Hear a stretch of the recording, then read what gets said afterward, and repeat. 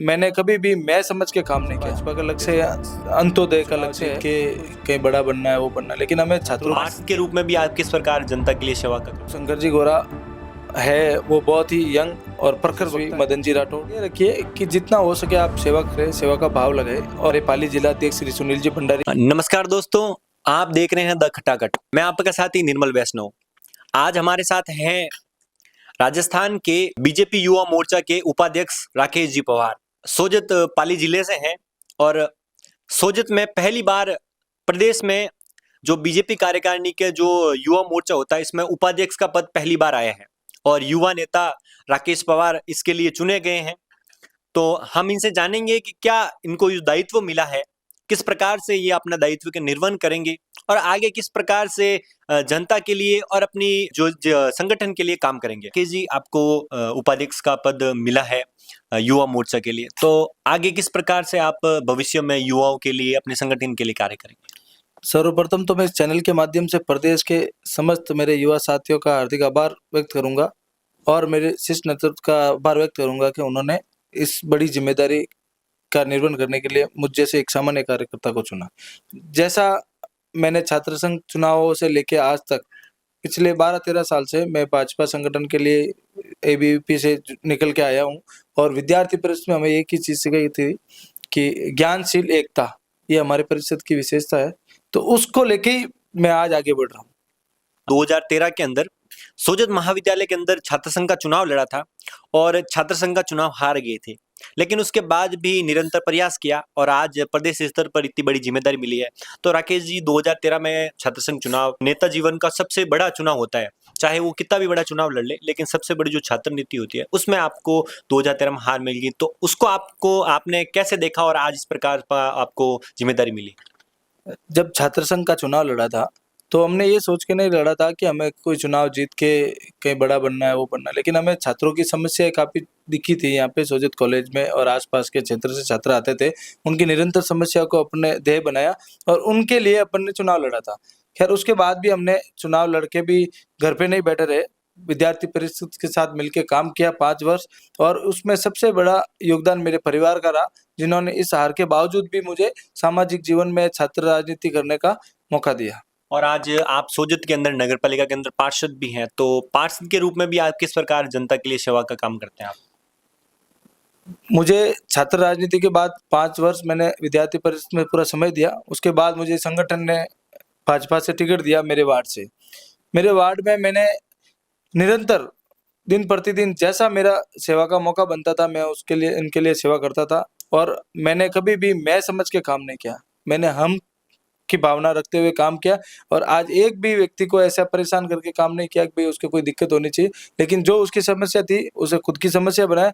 और 5 वर्ष में मेरे वार्ड से मैंने सिर्फ एक ही लक्ष्य रखा कि कोई भी व्यक्ति मेरे वार्ड से सीधा मेरे नगर पालिका तक नहीं पहुंचे, क्योंकि उन्होंने मुझे चुनकर नगर पालिका भेजा तो मेरी समझ जिम्मेदारी थी कि उनकी सारी जगह कहीं पे भी काम हो तो मैं उनके बीच में खड़ा रहूं। और ये इतना बड़ा प्रदेश स्तर पर आपको जिम्मेदारी मिली है, तो कहीं ना कहीं उसका श्रेय आपके पार्टी में किसको देंगे? किसने आपको मार्गदर्शन के लिए सबसे ज्यादा प्रोत्साहित किया, मोटिवेट किया? देखिए, संगठन में जिम्मेदारी हमें मिली है तो उसके लिए हमारा एक नेता होना आवश्यक होता है। आज प्रदेश की इतनी बड़ी जिम्मेदारी के लिए शीर्ष नेतृत्व ने मेरे ऊपर भरोसा जताया, जैसे प्रदेश अध्यक्ष यशस्वी मदन जी राठौड़, हमारे पाली जिला अध्यक्ष श्री सुनील जी भंडारी, युवा मोर्चा के प्रदेश अध्यक्ष श्री शंकर जी गोरा और हमारे स्थानीय एमएलए साहब का खूब इसमें मदद रही, जिन्होंने मेरी मदद करके। और संगठन में क्या, जो व्यक्ति काम करता है संगठन उसको आगे मौका देता है और मैं इस मौके पर जो मौका मुझे संगठन ने दिया मैं इसको पूरा बनाने की कोशिश करूंगा।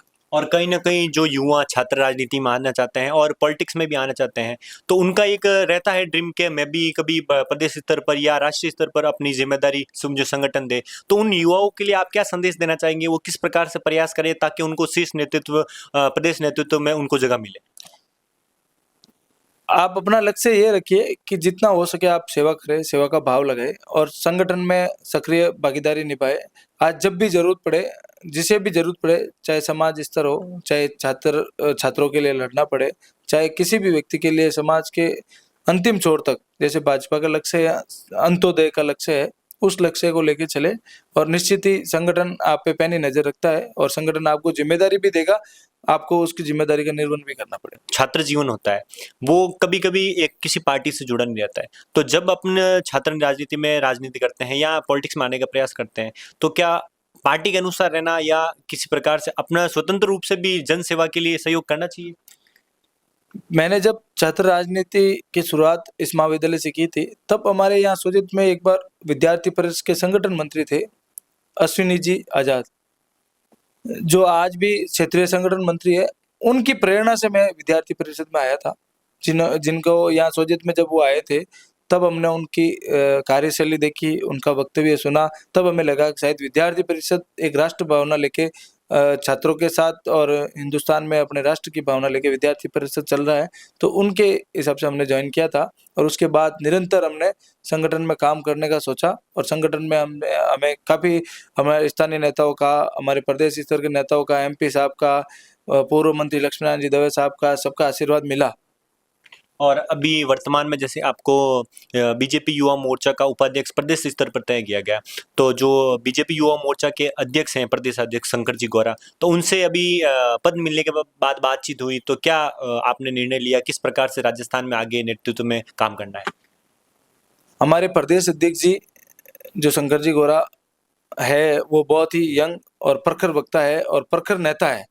उनकी प्रेरणा से भी लाखों करोड़ों युवा जुड़े हुए हैं और हमने मेरी बात भी उनसे जब हमारी घोषणा हुई, तब हमारी बात हुई थी। उनको मैंने बहुत-बहुत धन्यवाद भी दिया है और हमारे प्रदेश स्तर से एक कार्यक्रम तय कर रखा है कि भई मोदी जी के आह्वान पर पेट्रोल, डीजल की व्यवस्था जितना कम हो सके यूज़ करो। उसके हिसाब से हम लोग जयपुर नहीं जा पा रहे हैं, जो उन्होंने कहा है, तो फिर मैं कार्यकर्ताओं के साथ दल-बल सहित जाऊँगा और उनका आभार व्यक्त करूँगा।